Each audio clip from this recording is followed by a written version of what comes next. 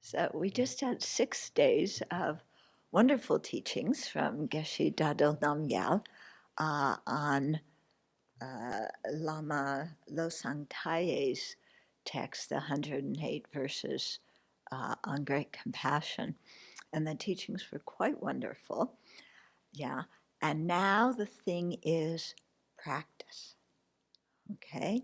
Because it's very tempting to listen to teachings like that and feel inspired.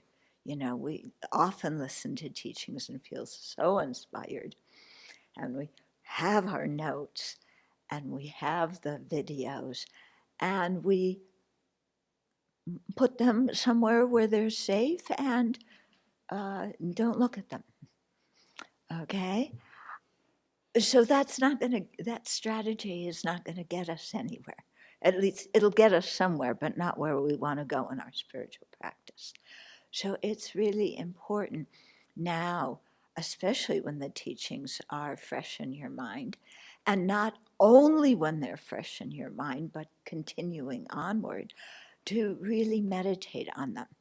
And by meditation, I don't mean just sitting there and remembering the jokes that Geshe-la told and maybe a couple of the main points. I mean really going over either from your memory or watching the teachings again or reading the verses, have an outline of the major points and then go through them in your checking meditation or analytic meditation, where you're actually thinking about these things and applying them to your life. Okay? By applying them to your life, I mean really pulling out incidents from your own experience and trying to see your experience in a new way through the way that the Buddha taught. So it's not just going through the important points of the teachings, it's re-examining your own experience through those perspectives. Okay? So, for example, uh, we've all had horrible experiences in the past, haven't we? People criticizing us, people, ripping us apart, all sorts of stuff happening. Yeah, we've all had it. Now, instead of just saying, oh, yeah, Shantideva teaches about fortitude, so I shouldn't get angry. And anyway, these people were kind to me, and what's for lunch? Okay, no.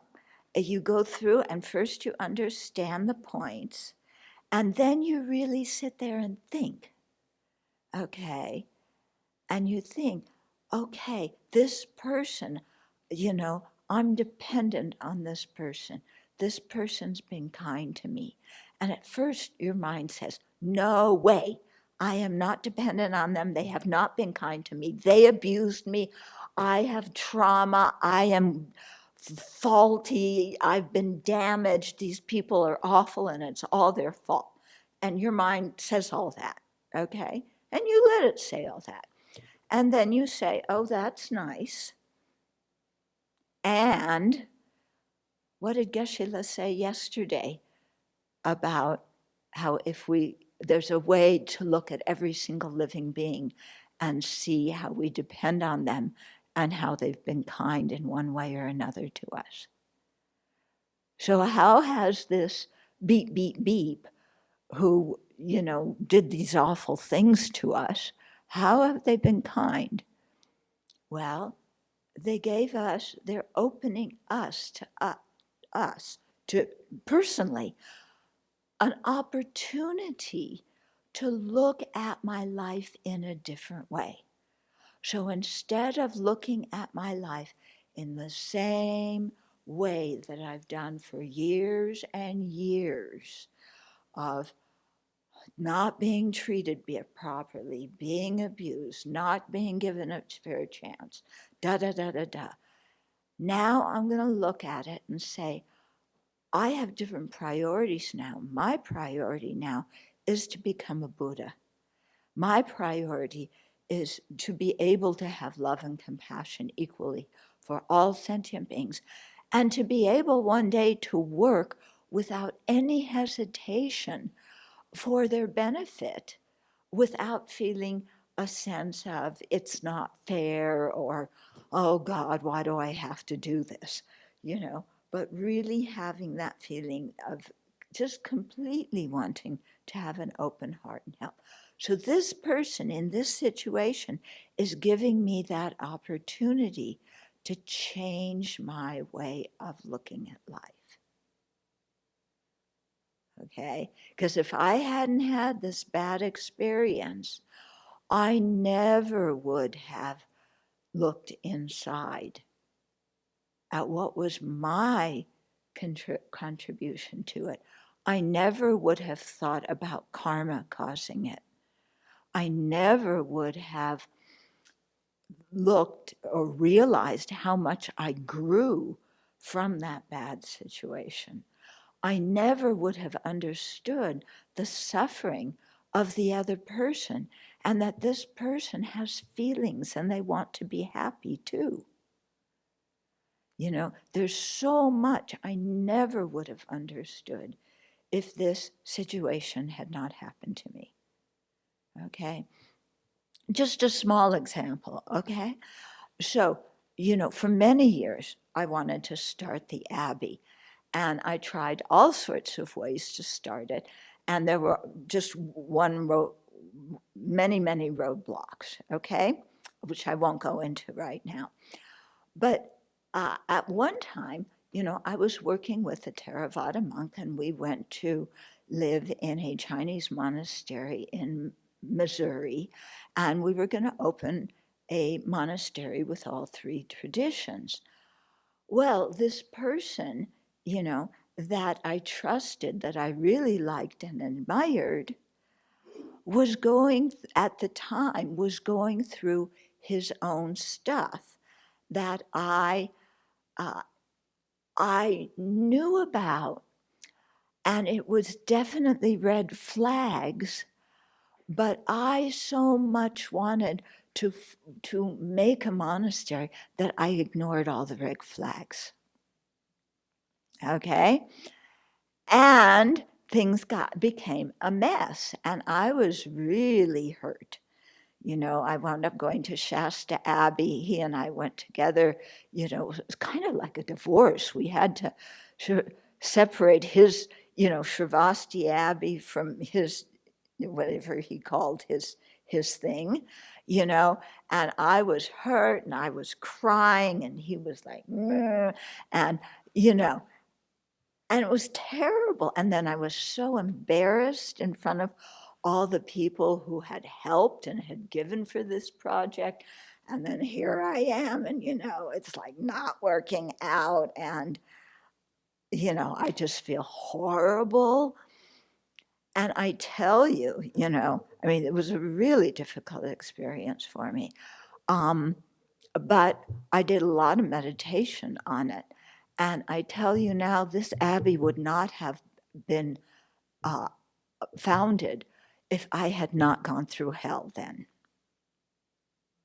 And it was that experience of so much difficulty that I realized later I needed to go through to become strong enough to deal with, like everything that happened before, like trying to lead a retreat and talk about radon and go through escrow at the same time. Some of you were at that retreat, and I'm like running back and forth and, oh yes, watch your breath, it's so peaceful. Yes, what is radon? How do we get a radon test? How do we have to redo something with the escrow? Okay, now meditate on the kindness of your enemy. And I was going back and forth like that for a whole retreat. It was crazy, okay? But I look at it now and I'm so glad that happened, and I don't have any hard feelings towards any of the other people involved in it, yeah? And so, it is possible to look at things in your past through the Dharma eyes, through the way that the Buddha told us to. And it really affects you emotionally, and it affects your perspective on life. Okay? So I really encourage you to all use these wonderful teachings we had the last 6 days and use them in your practice like this. And yes, sometimes your mind really pushes back and it says, but, these people were so awful to me. And you just have to say, yes, that's anger talking. Yeah, but I am not anger. And I can talk to my anger, And so you have a little conversation with your anger. And you say, anger, you're hurting, aren't you? Yes! What is it you need right now? I need some understanding. Yes, I hear you. How can I understand you better? Well, stop doing that. See my suffering. Okay, I'll think about your suffering, but not in the same way you think about it.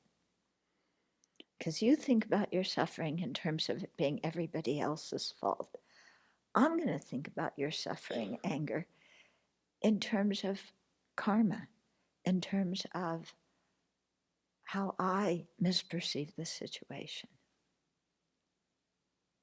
And then you look at the situation through the Dharma eyes. Okay? And you do this repeatedly. It's not going to work just doing it once or twice. You have to really do it repeatedly. And then you find that your perspective starts to shift. So this is exactly what Geshe-la mentioned several times. He was quoting Jay Rinpoche, about those 3 points, about learning the teachings, being serious about it, and repeating the meditation and again and again, so that you really, get it instilled in your mind. Yeah. And so it's exactly what Geshe-la told us, what Jay Rinpoche told us. Okay? And you do that, not once, because remember, the 3rd point was repeatedly. And repeatedly doesn't mean one time this year and one time next year.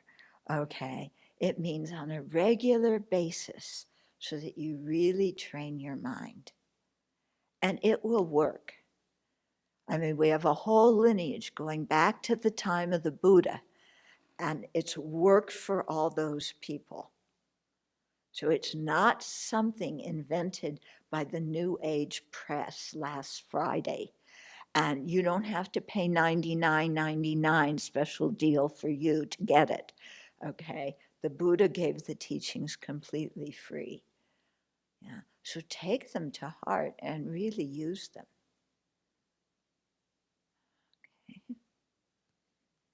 Because we've been very fortunate, so let's use our fortune.